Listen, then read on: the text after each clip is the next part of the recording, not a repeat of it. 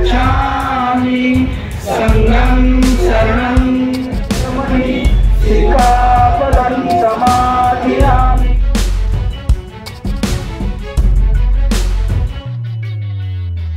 भारतीय बौद्ध महासभा यांच्या वतीने बौद्धगया महामुक्ती आंदोलन हे आक्रोश आंदोलन चालू आहे।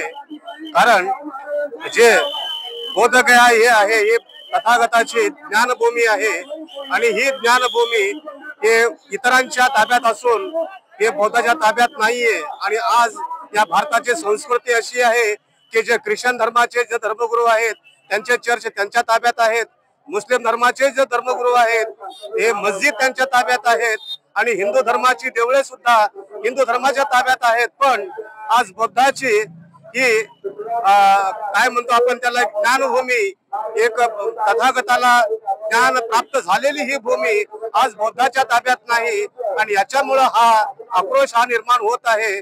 आणि यामुळे कारण हे 1949चा हा बीटी ऍक्ट हा रद्द करावा एवढीच या बौद्धांची मागणी आहे। आणि या समस्त सरकारांनी आणि स्टेटच्या सरकारांनी सुद्धा याची दखल घ्यावी, खबरदारी घ्यावी आणि म्हणून सत्य जे आहे ते बौद्धाच्या ताब्यात द्यावे हेच मागणी आहे। आणि तो जाणतो आहे की बाबासाहेब आंबेडकरांचं जे स्वप्न होतं की संपूर्ण भारताला बुद्धमय करणं हे बाबासाहेब आंबेडकरांचं स्वप्न होतं आणि ते स्वप्न साकार करण्यासाठी आमच्या कितीही पिढ्या बर्बाद जरी झाल्या तरी हा प्रश्न सुटेपर्यंत बौद्धांच्या ताब्यात मिळेपर्यंत आम्ही हे आंदोलन चालवणार आणि इथून पुढचं जे आंदोलन आहे हे उग्र आंदोलन आम्ही करणार आणि हे महाबोधी विहार मुक्त केल्याशिवाय राहणार नाही अशा प्रकारची आम्ही भूमिका इथं मांडत आहोत। जेवढे शांततेने मोर्चा काढतोय तेवढ्याच आक्रमकतेने सुद्धा उतरतोय ह्याची जाण ह्या सरकारनं ठेवणं गरजेचं आहे। आणि 1949चा कायदा रद्द करून हे महाबोधी विहार हे आमच्या बौद्धांच्या ताब्यात देऊन आम्हाला न्याय द्यावा, नाही अन्यथा भीमराव साहेबांच्या माध्यमातून आम्ही जो आंदोलन करेल त्याचे होणारे परिणाम भोगण्यासाठी या सरकारने लक्ष द्यावे।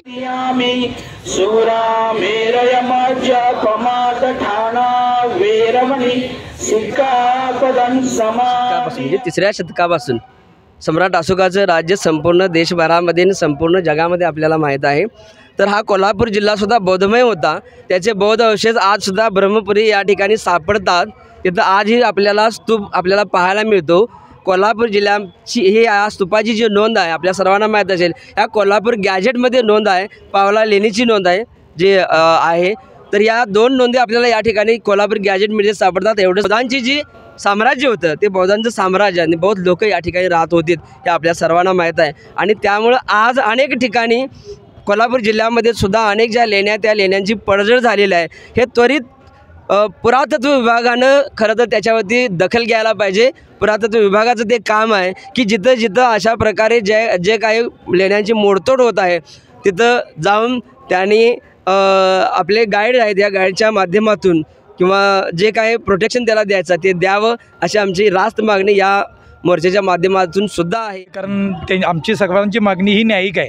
कारण जर प्रत्येकाच्या समाजाची त्यांची मंडळ त्यांच्या ताब्यात आहेत तर आमचं का नाही आणि आमच्या हक्काचं आहे ते। म्हणून 1949चा कायदा रद्द होऊन बौद्धगया हे आमच्या हक्काचं आहे आणि ते आम्हाला मिळालंच पाहिजे। जसं आमच्या जिल्हाध्यक्षांनी सांगितलं की आतापर्यंत आम्ही सगळं शांततेनं करत आलो आहे, तर ही उग्र भूमिका घ्यायला आम्हाला सरकारनं लावू नये आणि लवकरात लवकर या मागणीचा आमचा न्याय आम्हाला द्यावा।